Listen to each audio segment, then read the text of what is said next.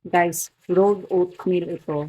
So, ngayon pipinuhin ko siya gamit itong liquidizer machine natin. Kasi multifunction ito. Hindi lang siya pang extract ng juice, hindi pang pino din sa ating mga spices, Quaker oats. Check natin guys kung mapipino niya.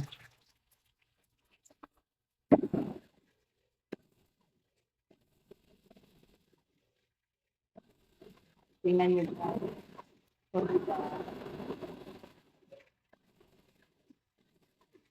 Ayan.